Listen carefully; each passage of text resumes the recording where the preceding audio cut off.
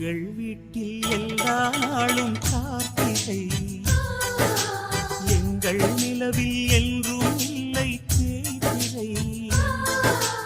எங்கள் வீட்டில் எல்லா நாளும் கார்த்திகை, எங்கள் நிலவில் என்றும் இல்லை தேய்திரை.